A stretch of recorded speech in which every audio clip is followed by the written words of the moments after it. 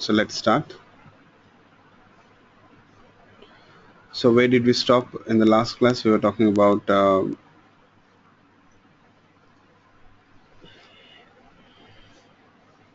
collection API. I just introduced you people to collection API.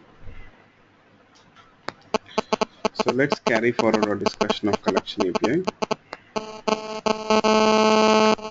So collection API, as I told you people, it is used to manage collection of objects or group of objects. That is how the collection API is used.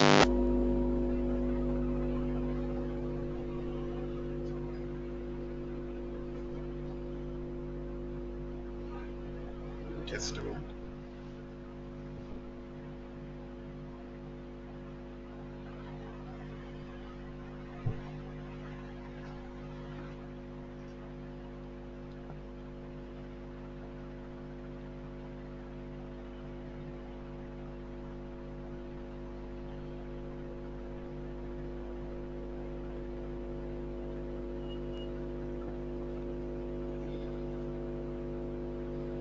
Yeah. So as I told you people, in the collection API we have collection classes. Each collection class it implements a particular data structure. Each collection class it implements a particular data structure. You'll find that the collection classes basically they belong to this package. Which package? The collection classes they belong, the collection API or all the collection classes they belong to which package? Yes.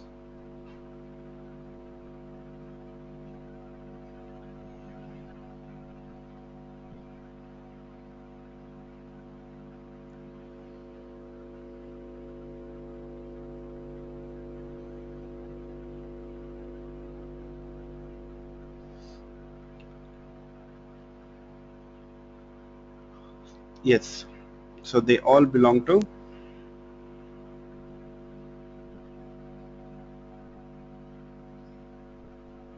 util package. So collection classes basically they belong to util package. Yes. Now you see, what is the advantage of using this collection classes? So that you need to understand. So when we compare the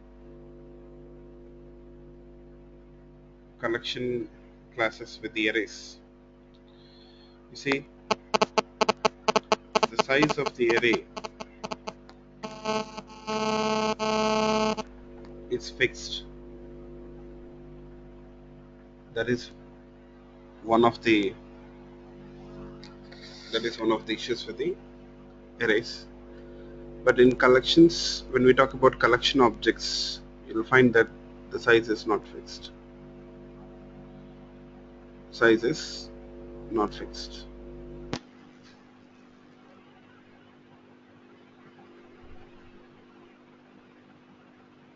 Next, you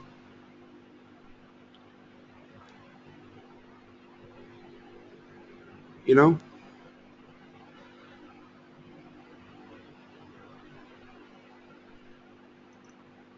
we have methods, predefined methods to manage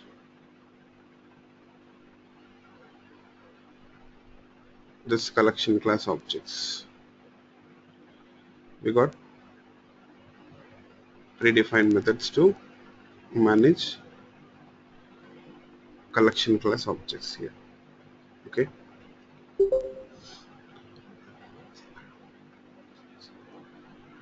So for example, we have size method. We got size method. Yeah. Just a minute, please. Just a minute.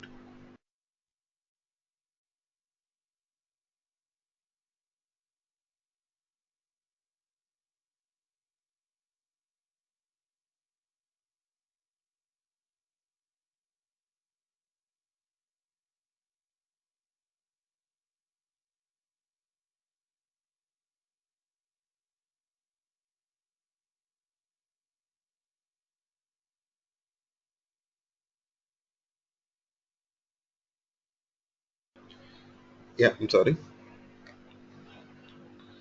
So you have another option. You see, we got range of data structures which you can use. For example, as of now, you see this array list class, you'll find that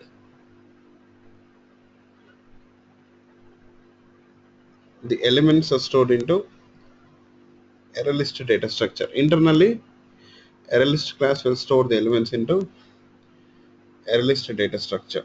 For suppose, what if I want the array list class to, sorry, not array list class.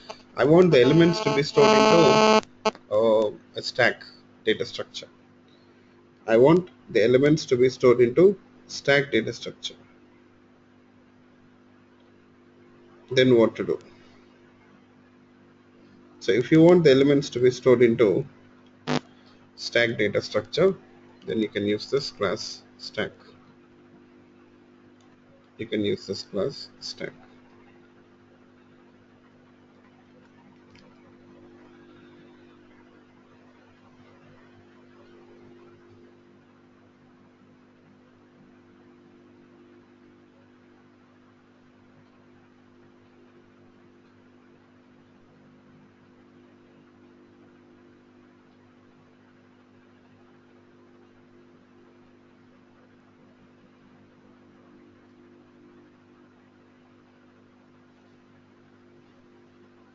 Okay.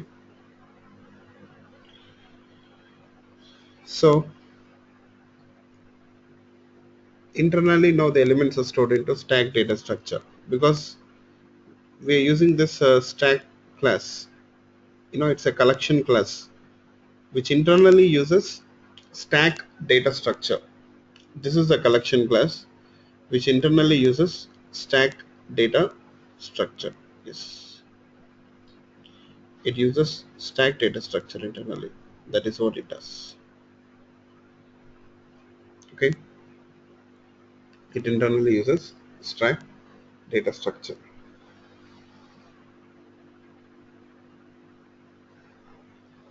Okay, fine. So this way you see we can use different types of collections, sorry, data structures here. We have that option. Now we'll do one thing. We'll talk about an important interface which you will see in the collection API. You'll find that we have an important interface in the collection API. So what is it? That interface is collection interface. That interface is collection interface. So what is this collection interface? You know, I can say that collection interface, it is the root interface of your collection API. You can say it is the root interface of your collection API. Root interface of collection API. The collection interface, I can say that it defines the contract for the collection classes. It defines the contract for the collection classes. That is what it does. So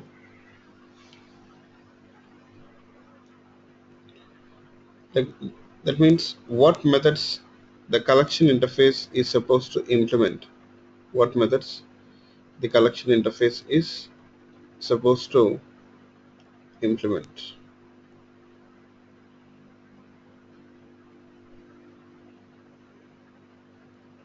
Sorry, what methods the collection classes have to implement. So that methods are defined in this collection interface, I can say. Okay, collection interface, it is the root interface of collection class hierarchy. Collection interface defines the methods. Sorry, collection interface defines the contract for the collection classes.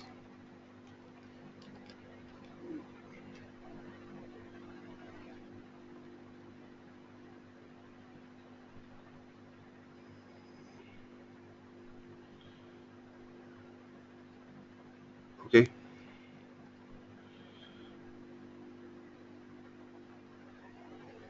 Here,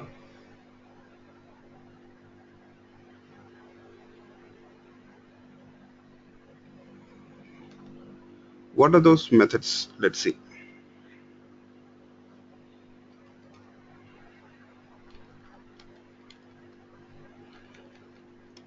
We'll check this collection interface. So all these methods, I can say that each collection class, it is supposed to definitely implement these methods.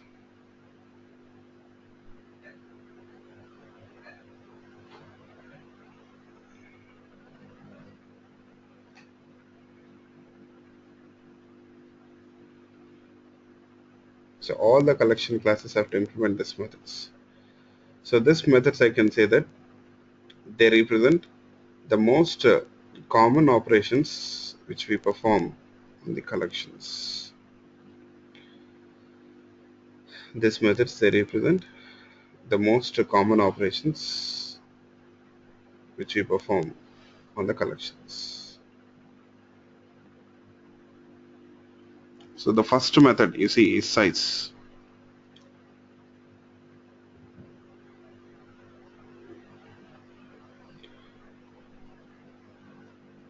So size method, it returns the number of elements. Size method,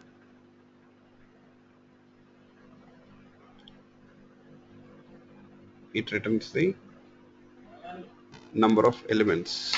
Okay. So in this case, you see, already we have used it, right?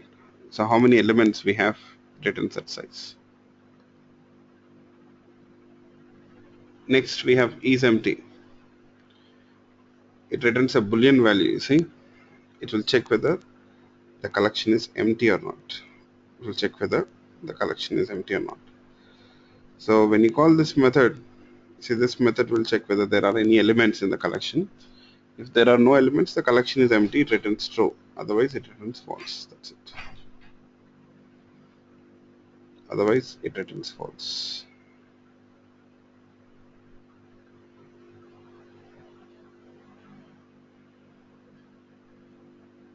Okay. Next, we have contains method.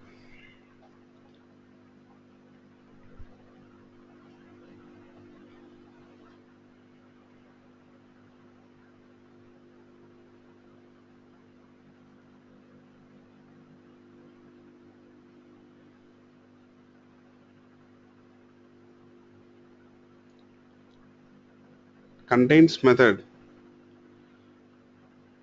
what it does is, it takes an element, it will search for that element.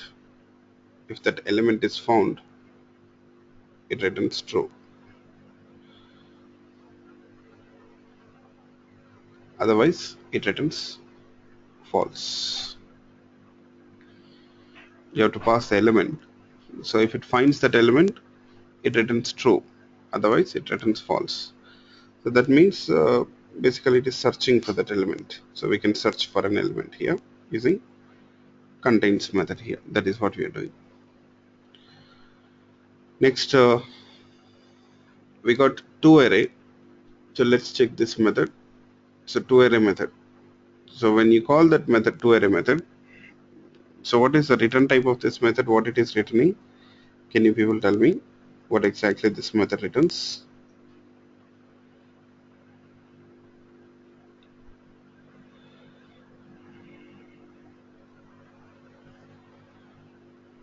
So it returns a object array. It is returning an object array. Yes.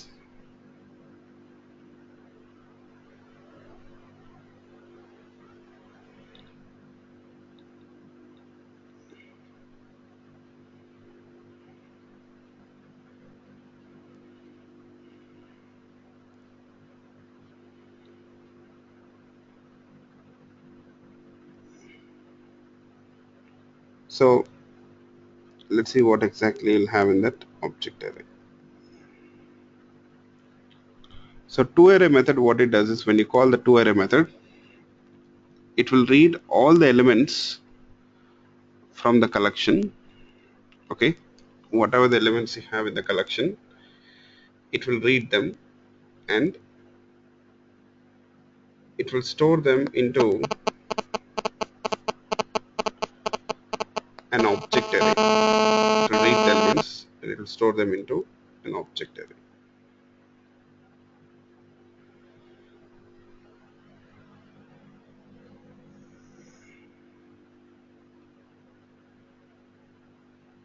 It will store the elements into an object array.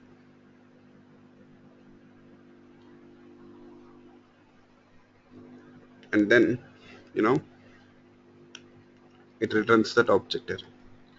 So toArray method itself will create that object array internally, and it will store that element into that object array. Whatever the elements we have in that collection, so they will be read and they will be added to this object array, and that object array reference is written here. We have that elements in this object array. I can say we got that elements in the object array.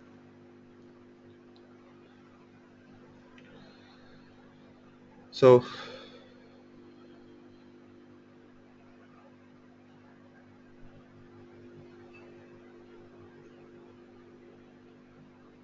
now let's try to read that elements from the object array using for each loop.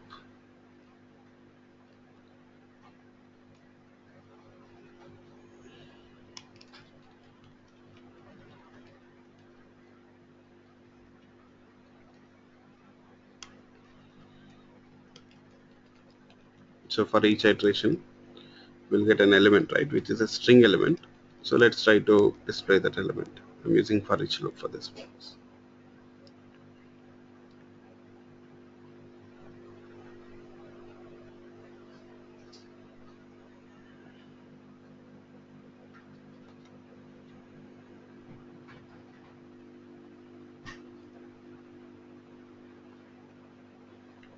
You see, these are the elements.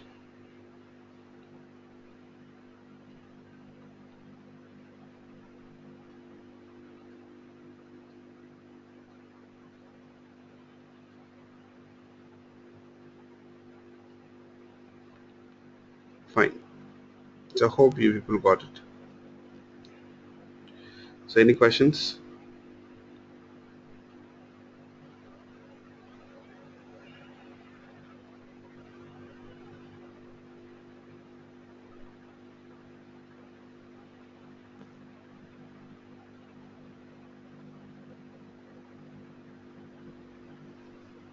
Okay.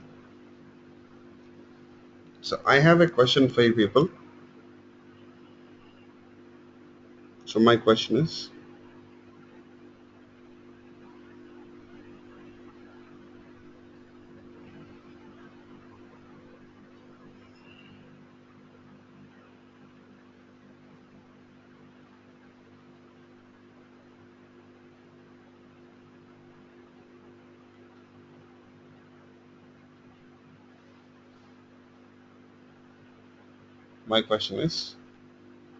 why the toArray method is creating an object array to store the elements?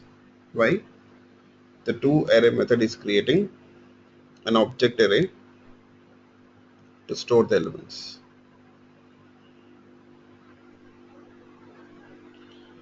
I mean, the elements are what type? The elements are all string elements, right? String elements. So why it is creating an object array. So why not string array? Why not string array?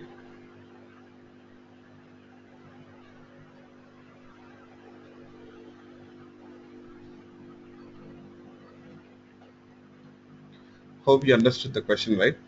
So actually the elements are string elements. They have to be stored into a string array. So why the elements are stored into an object array?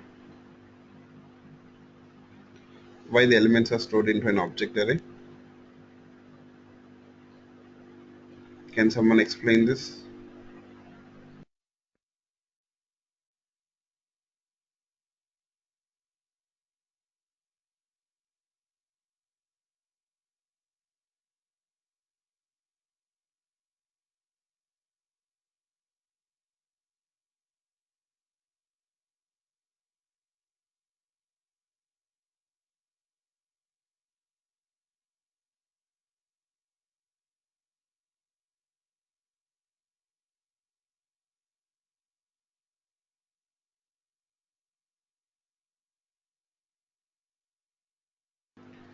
Because in object array, okay, I got an answer. Because in object array we can store different types, okay.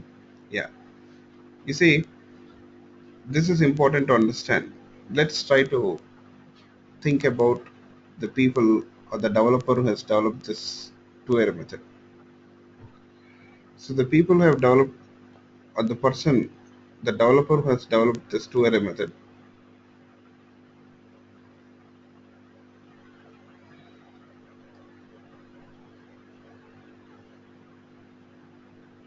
you see, when they are defining this method, I can say that they don't have any idea about what type of elements will be stored into that collection. Collection can take any type of elements. Collection object can take any type of elements. As of now, we are storing string elements, but it is not just confined to string elements. You can store any type of elements into a collection object. Okay. As of now, we are storing strings, but we can store any other type of elements into the collection object, I can say. That means the developer who has developed this method, or Java people, when they're defining this two-array method, will they have any idea about what type of elements will be stored in the collection object? I can say no, right? At the time of developing this method, they don't have idea about what type of elements will be stored into that element, into that collection. Okay, but you see, they have a task. What is it? They have to write the code to read that elements, and they have to store them into an array. They got a task, they have to read the elements and they have to store them into an array. That is the task. So now reading elements is not a problem, but you know, they have to define an array, or they have to create an array which can take any type of elements. They need to define an array. They have to define an array which can take any type of elements.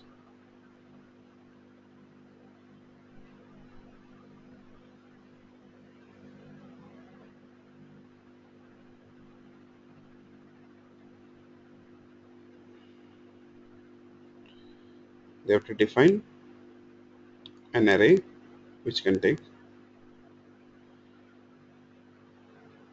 any type of elements.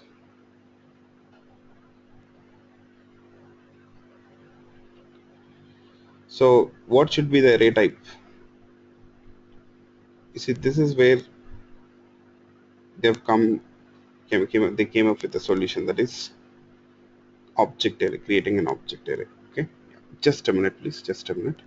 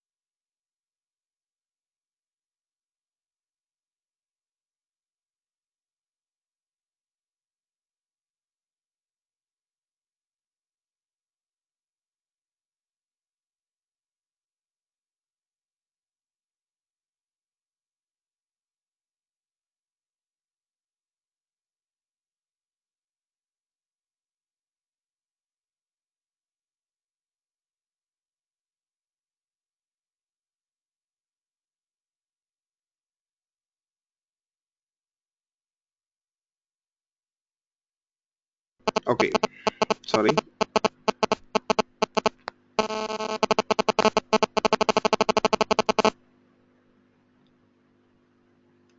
So yes,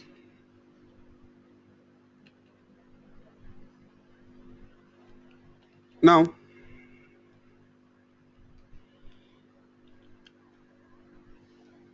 you see they don't have any choice, because the array which they create should take any type of elements literally. So the only option which they have is to use a object array. That's it. The only option which they got is to use an object array.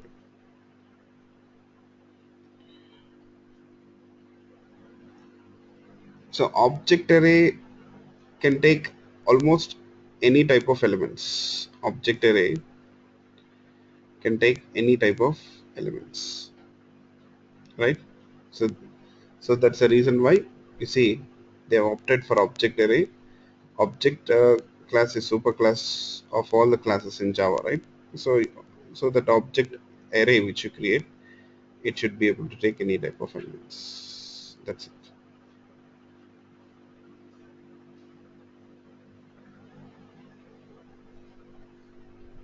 Okay.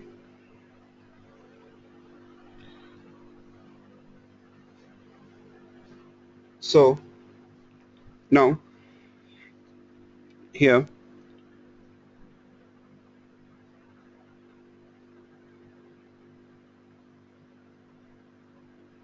we have one more option also.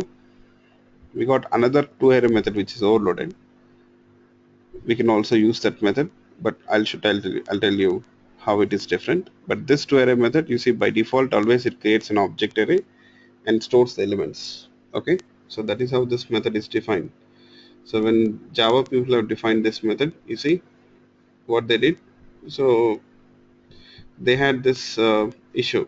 So they have to make sure that they create an object array which can take, sorry, they have to create an array which can take any type of elements. While defining the method, they don't know what type of elements that array has to take. While defining the method, they don't know what type of elements have to be stored into the array. So at that time, defining that array type is difficult. So that's the reason why object array is used here. That's it. Okay, but you know what? We have another option now.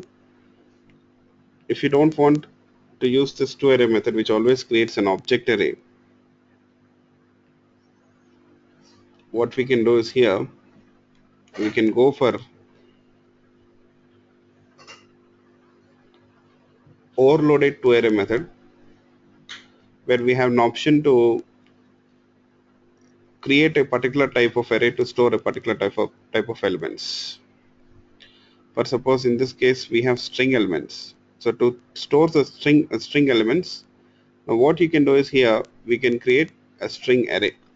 We can create a string array. Yes. You see, I'll create a string array, something like this,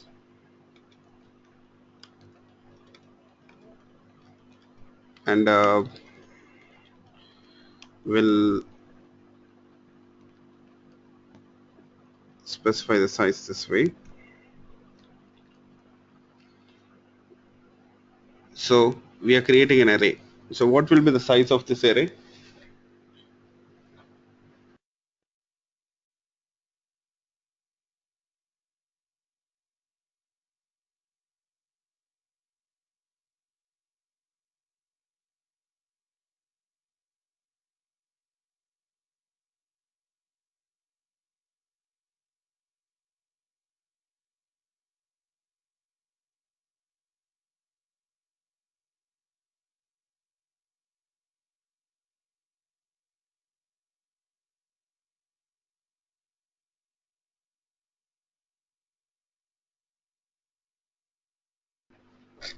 Yes. So what will be the size of the array? Size will be 3.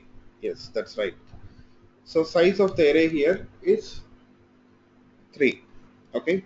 Size of the array is 3. So its size method rating is 3. Now we can ask this to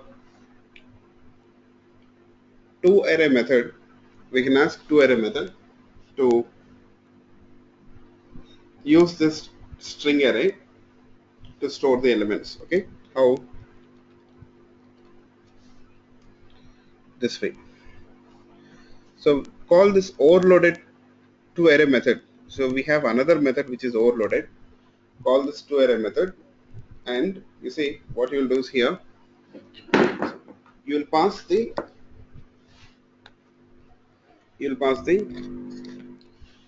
string array. That's it. You'll pass the string array. You have to pass the string array. That's it. String array reference. Sorry. Pass the string array reference. So to array method will take that string array reference and will read the elements from the collection, and it will add it to this string array. It will add it to the string array. That's it.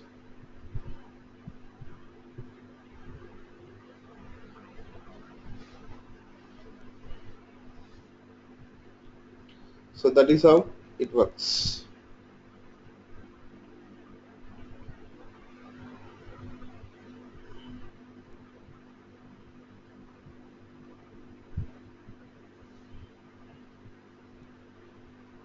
Now let's try to read the elements from this string array.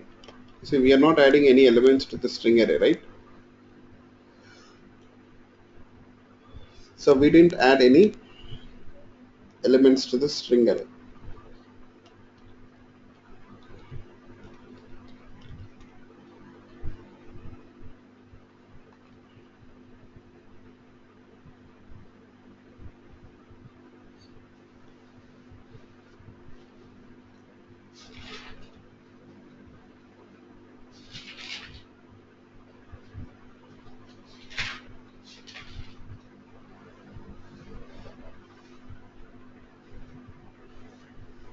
So you see, now we have these elements.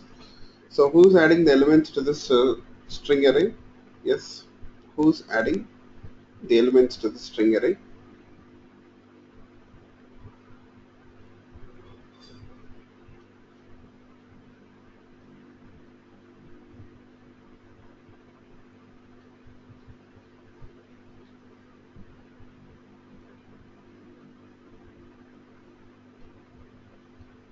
Who's adding the elements to the string array?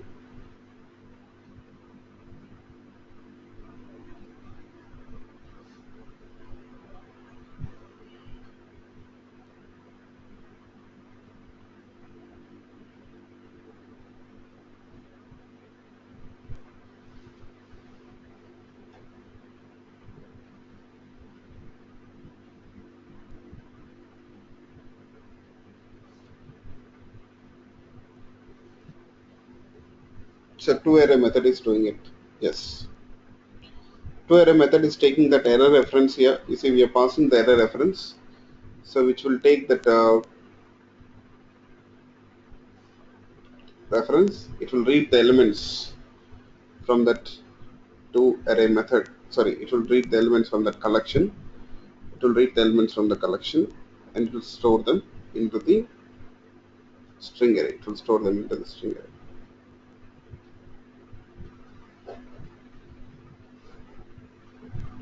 That's it. Okay.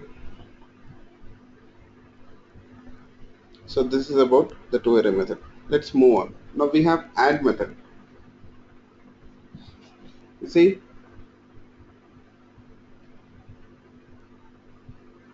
add method is used to add an element to the collection. Add method is used to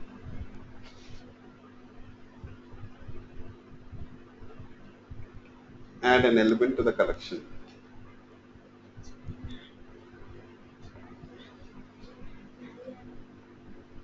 Okay. Add method is used to add an element to the collection. You know that already.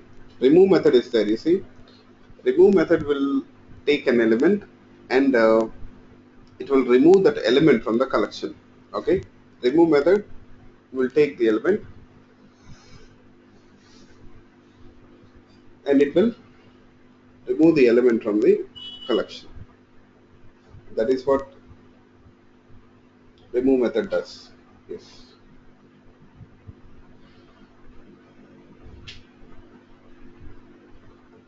So you can try this. If it is able to successfully remove the element, if it is able to successfully remove the element, then it returns true. Otherwise, it returns false. Next, add all method is there. You know, add all method is used to add the elements of one collection to another collection.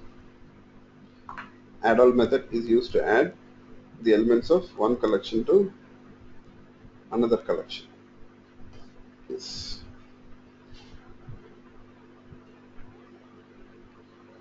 So here,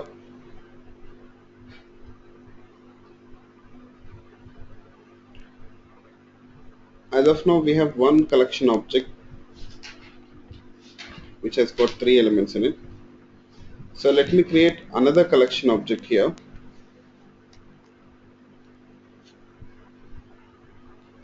I'll create another collection object.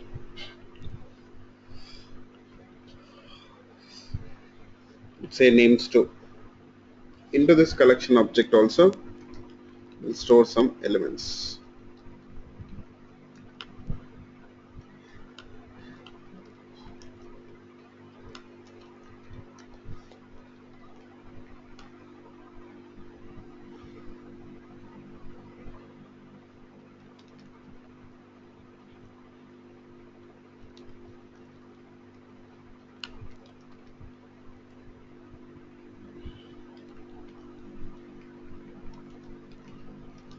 I'll do this.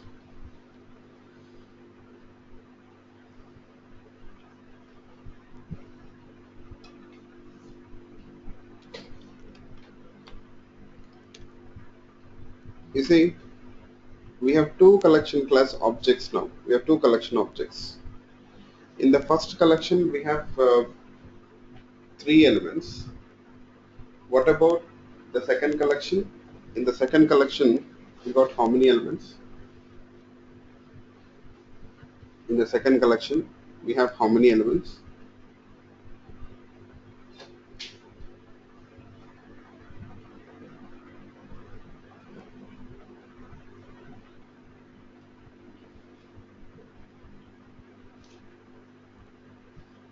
Four, right? We have four elements. Now I want to add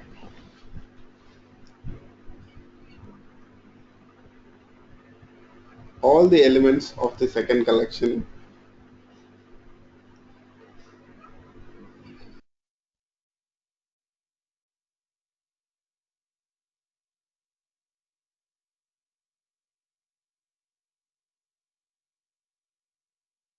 Sorry, sorry. Okay, sorry. I want to add all the elements of the second collection, whatever the elements you have in the second collection, I want to add them to the first collection.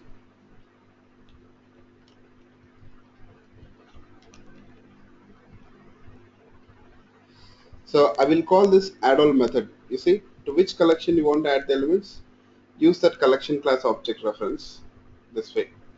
Names dot call the add all method. Names dot add all, and then pass the second collection object reference whose elements you want to add. That's it. So this add all operation, it is actually performed on this collection whose reference we are using here. You see, it takes that second collection object reference, it will read the elements from that second collection and it will add them to the first collection. That's it. That is how it works. So that means after calling add all method on the first collection, So how many elements you'll have in the first collection? How many elements you'll have in the first collection? Can you people tell me?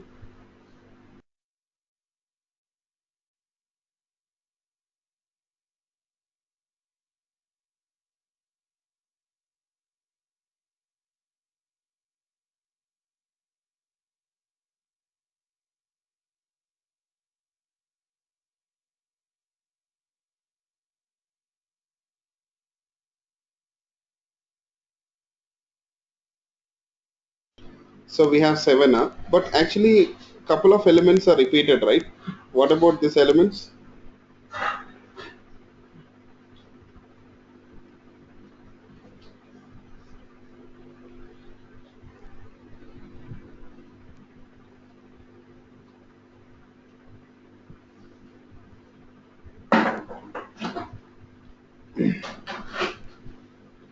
Do people think they will be repeated again?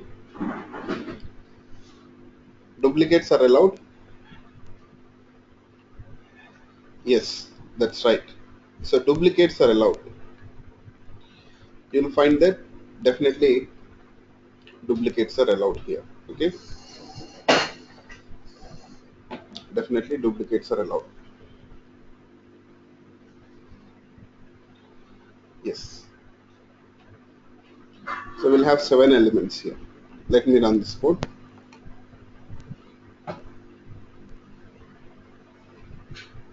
So you got seven elements. You see.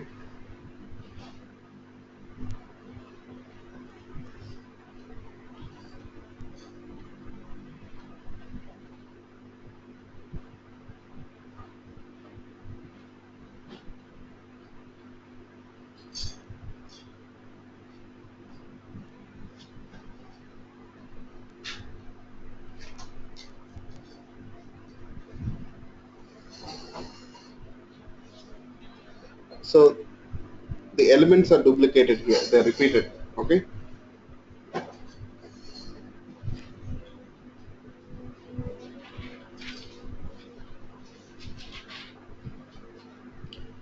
Fine. That is what the add all method does. Next, we got removal. Okay, we got removal. So removal method is also used the same way.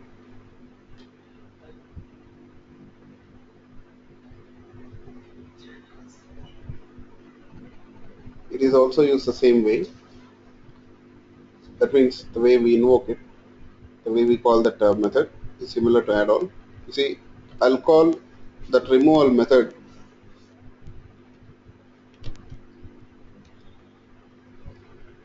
using the first collection object reference.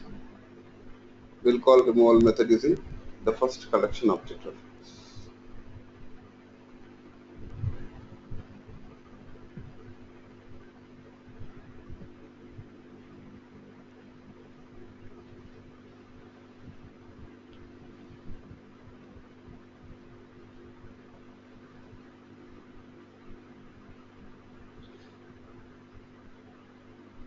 We'll call the removal method using first collection object reference.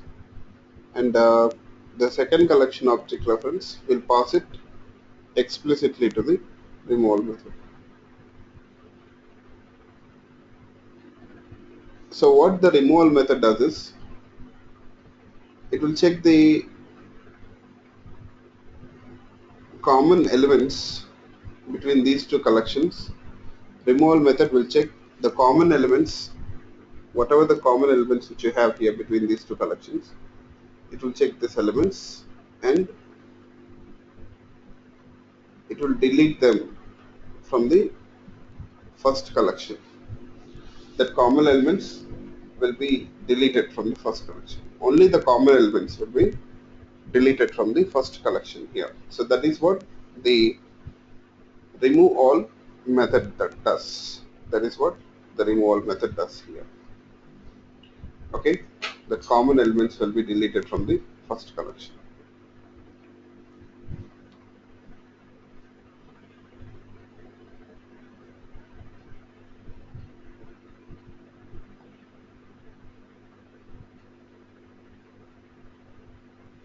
So that means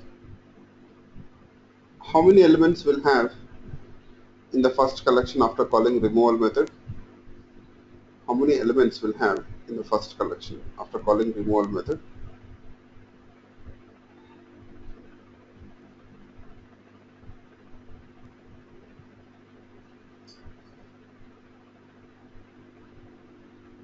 Only one. Yes, you see, because between these two collections you have two elements which are common, Harry and Raj. So those two elements will be deleted from the first collection. Those two elements will be deleted from the first collection.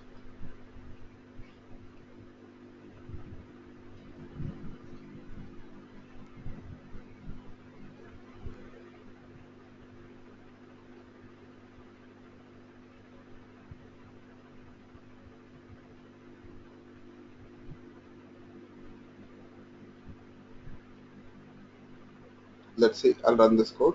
You just have one element, that's it.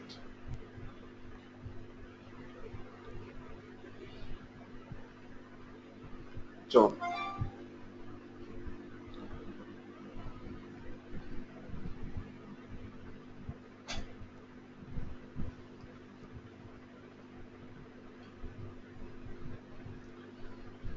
So this is how the removal method does works. Okay. Next we have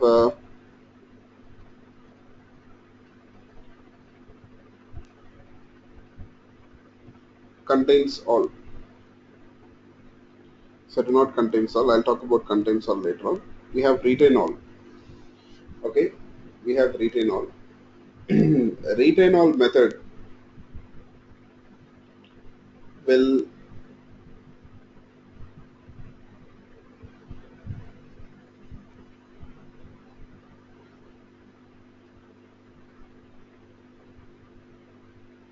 retain all method will compare these two collections.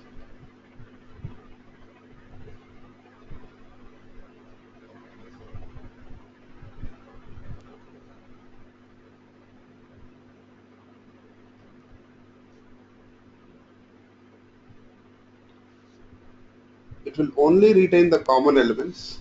It will only retain the common elements and it will delete the other elements. That means quite opposite to removal. Quite opposite to removal. That's it.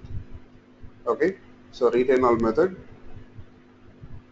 will compare these two collections. The common elements, it will retain them in the first collection and it will delete the other elements. Quite opposite to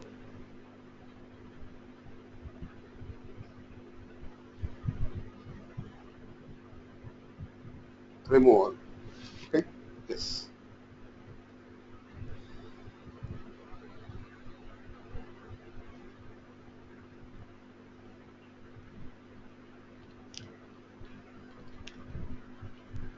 You see.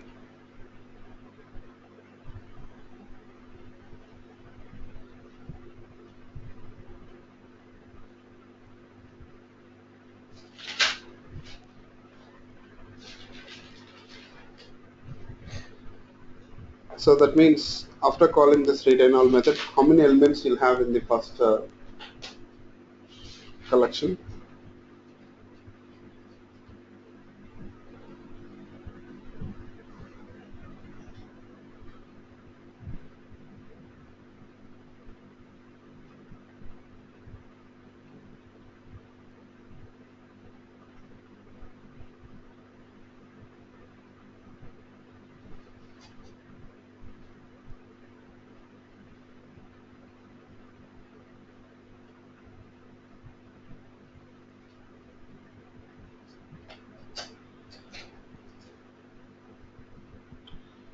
Uh, Only common elements are retained, right?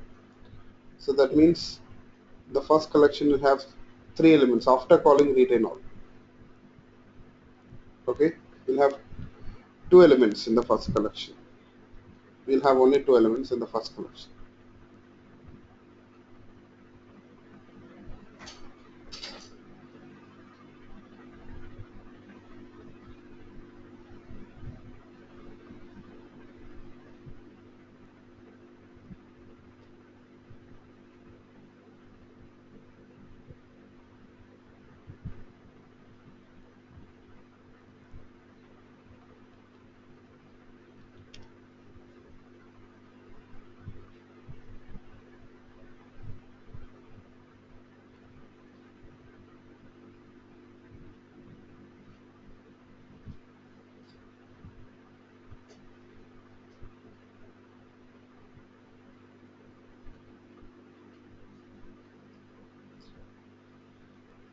Next,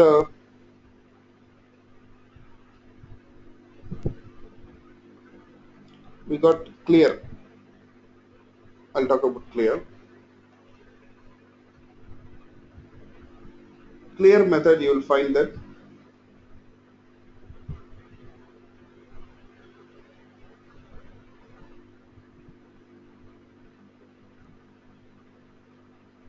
it will delete all the elements from the collection.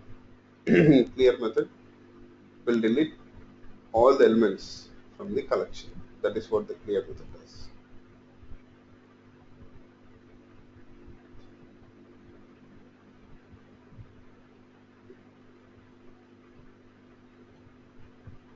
Okay, it will make that collection empty. Clear method will make the collection empty. Yes. So this methods like remove if,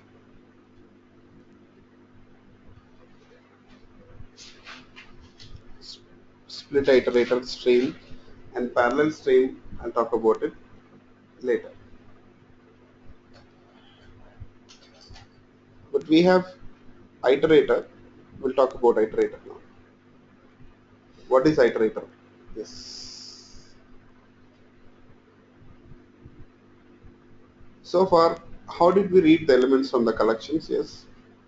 How did we read the elements from the collections?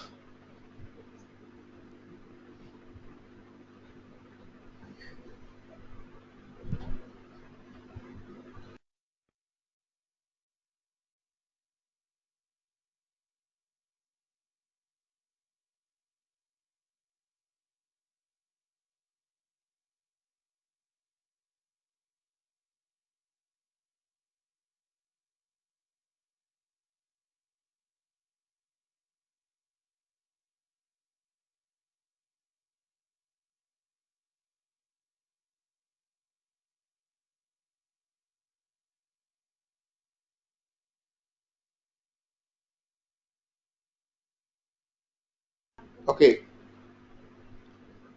we have used for each loop to read the elements from the collection so far, right? You know what? We can use this iterator also. What is the return type of this method? What do you see here? What is the return type of this method?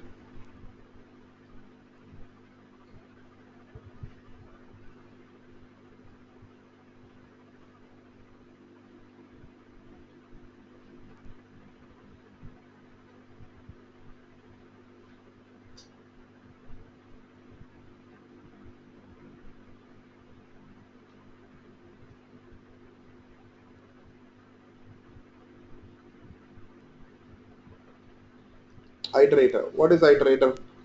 You know, iterator is an interface which is defined in this util package in the collection API itself.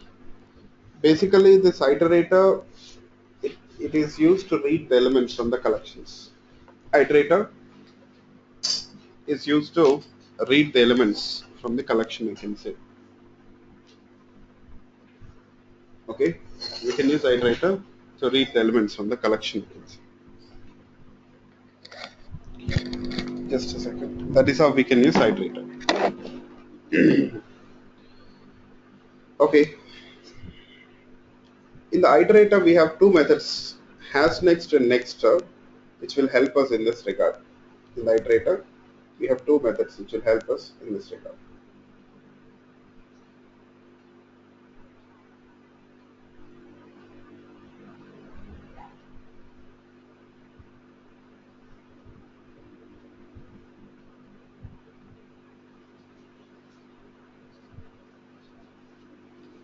Okay,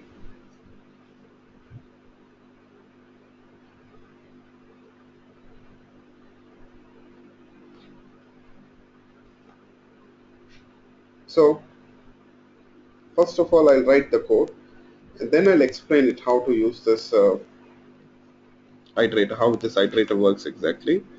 I'll explain it. So names dot iterator, we'll call this method. It returns an iterator object reference. It returns an iterator object reference.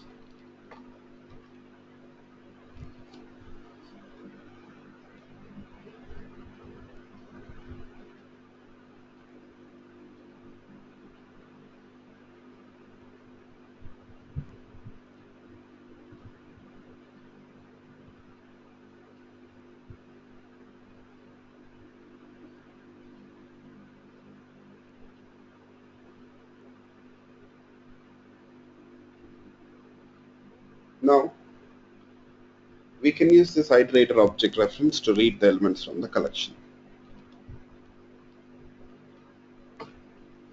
In fact, I won't write the complete code. This ID will help me to generate this code to use this iterator. Yes.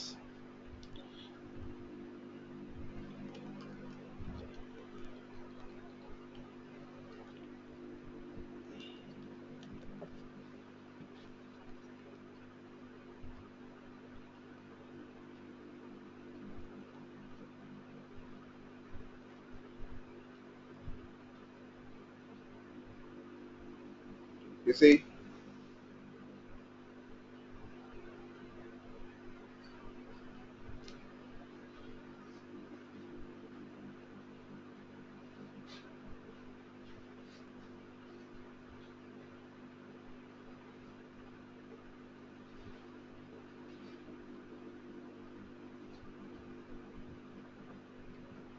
let me run this code first of all.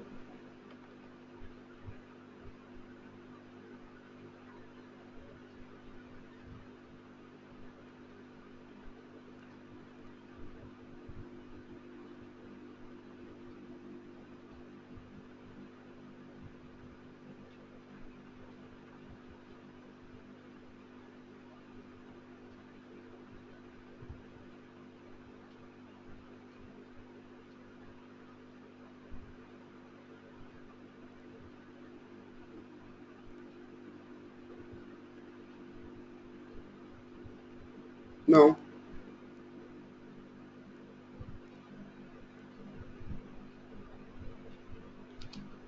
I'll just draw a diagram, an image, so that it helps you people to understand.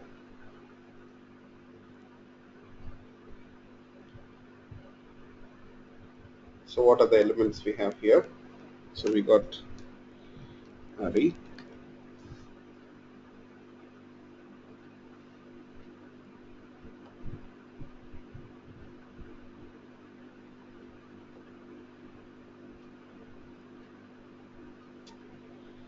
got John,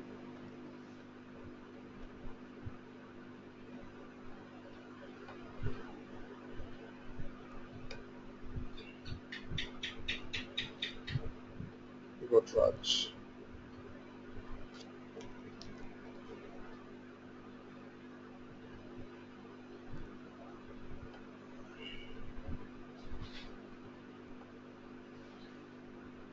So we have three elements, right?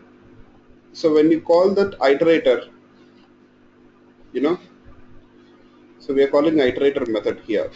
So the iterator method, it returns that iterator class object reference. It returns that, sorry, not class, iterator object reference, I can say. It returns iterator object reference here. So once you got this iterator object reference, once you got that iterator object reference, you see in that iterator, you'll have the details about the elements. So what elements are defined and or added, and you'll have a cursor in the iterator. You'll have a cursor in the iterator.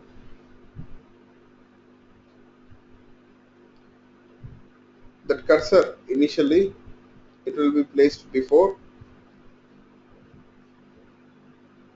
the first element. The cursor is placed before the first element. So this cursor will help you people to read the methods. This cursor will help you people to read the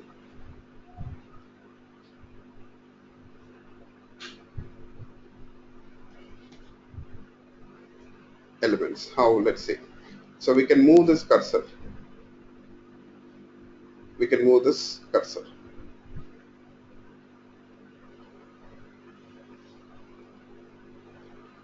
So now we have has next method here in the iterator. So when you call has next method, what it does,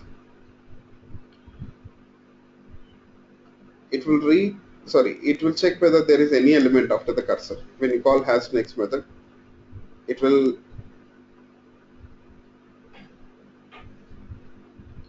check whether there is any element after the cursor.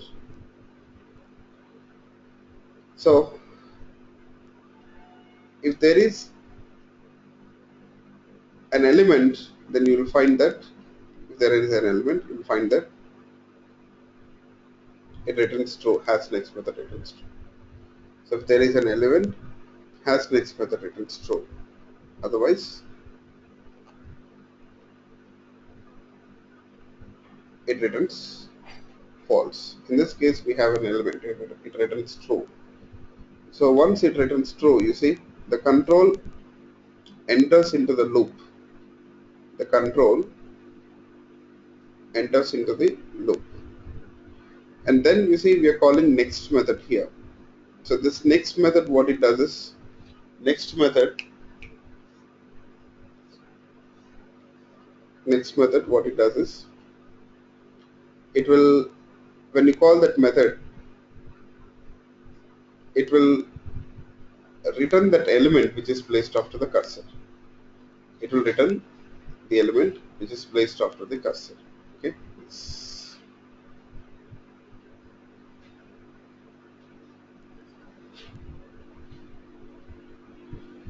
So what is the element which you have here? Harry. So it returns that Harry. So we're just storing it into that variable, and then you see we'll print it. Yes.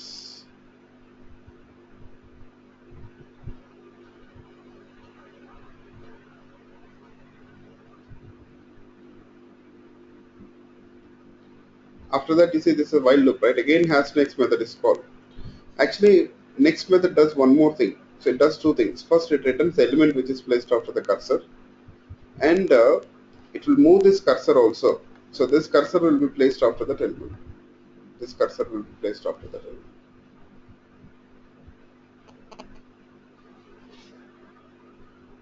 This cursor will be placed after the element, I can say. Yes.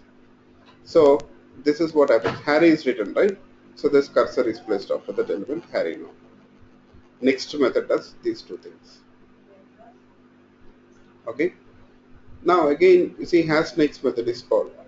So when this has next method is called, what happens? You'll find that here it will check whether there is any element after the cursor. If there is an element, it returns true. Otherwise, it returns false. So there is an element, right? It returns true. It returns true. So the control enters into the loop. Again, we are calling next method. So when you call next method, what happens?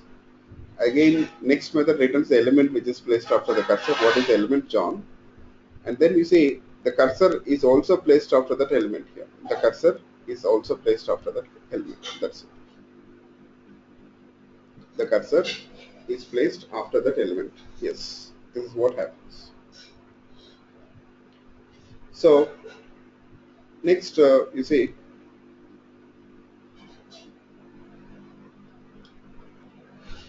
again we have another element. Again, the same procedure will be repeated. Has next method will be called, so which returns true. Once that has next method returns true, the control enters into the loop where that next method is called. It will it will return that element. It will return that element and will print it here. So after that, you see the cursor is also moved here. The cursor is placed after the last element. So the cursor is placed after the last element. Now this time, if has next method is called, so what happens? You see, when the has next method is called, so what it does, it will check whether there is any element after the cursor. So there is no element, right? So it returns false. It returns false. That's it. It returns false. Once it returns false, no, the loop breaks.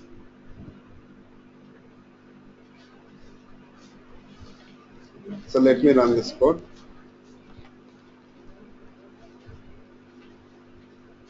Yeah. Is it clear for you people, all of you?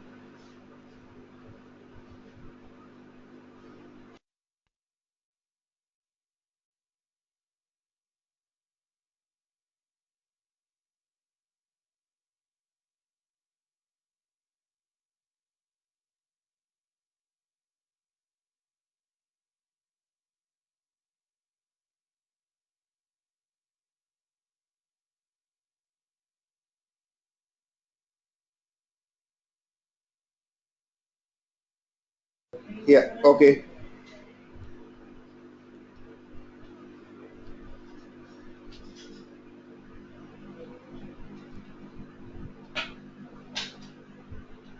So any questions, please let me know. Yes, any questions? I might have something. Yeah, tell me. So, iterative is an interface, right? Do we have to write implements, bytecode, something like that? Um, Yeah, you see, iterator is an interface, that's right. But what happens is internally, you will get an object reference of the class which implements this interface. So for every collection class, you have an appropriate class which implements this interface. That object reference, that iterator class object reference is written here. Okay.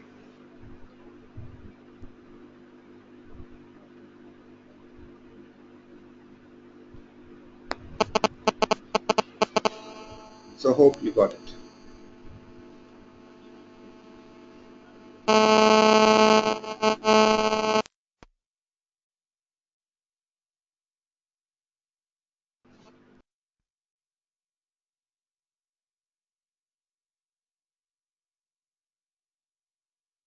Okay, good. So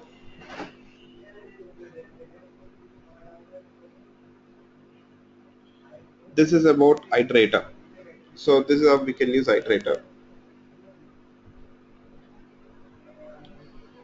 We have these methods which I'm leaving here, especially this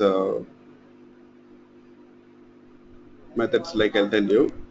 Remove if, split iterator, split iterator, stream and parallel stream. I'm leaving it because they are related to Java 8. So I'll conduct a special class for many of them. So because you'll find that this is Java 8 concepts. So they got some dependency. We have to talk about lambdas, and we have to talk about functional programming. That is what we need to do.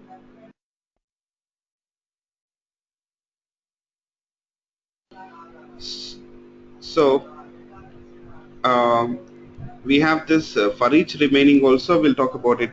It's also related to lambda or functional programming. We'll see that. Okay. Why we have equals method here? Can you people talk about? Sorry. Can you people tell me what's the reason why we got equals method here? Yes. What do you people think? Why we have equals method?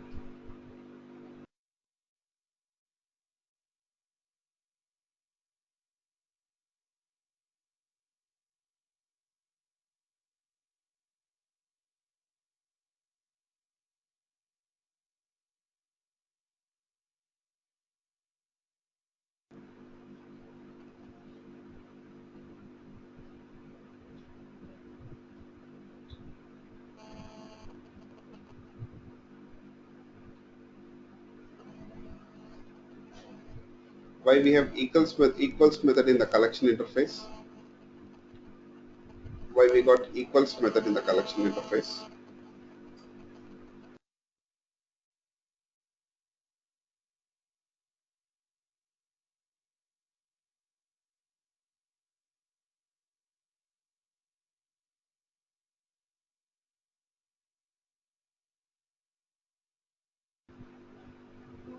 No idea. Yes. Why it has to be overridden? Why collection classes have to override equals method? How they have to override equals method? This is known concept for you people, right? So basically, equals method here you have to override it such a way that equals method will compare that elements. That means whether two collections have got same set of elements or not. Equals method, you have to implement it such a way that it will compare the elements, checks whether both the elements, whether both the collections have got the same set of elements or not. It will check whether both the collections have got the same set of elements or not. That's it. It will check whether both the collections have got the same set of elements or not. That's it.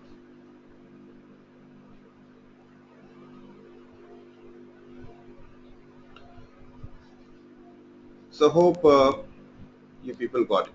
Yes. Fine.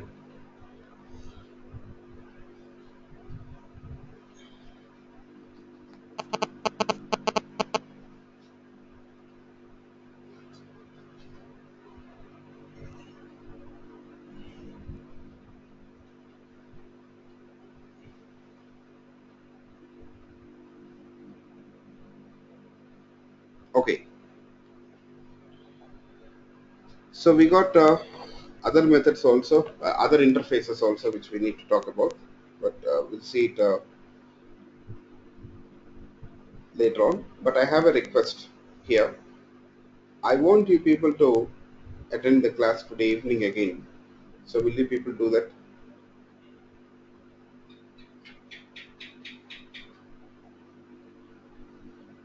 I want you people to attend the class again today evening, all of you. At what time, I'll tell you. So just a minute. At 6 p.m., not 6 p.m., 6:30 p.m. Central Time.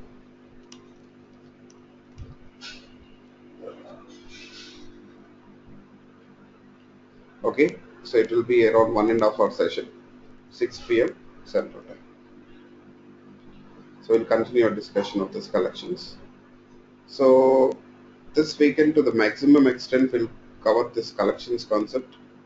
So next week, we'll be starting with advanced programming, definitely. So thread programming is last big concept in core advanced, I can say. Thread programming is core advanced, then followed by advanced like JDBC and all. So definitely mid of the week, next week, we'll start with advanced topics. Okay. 5:30. I guess it will be too early for me. 5:30 means it will be 5 a.m. So I've got some work tonight. So I may go to bed late night. So it would be too early.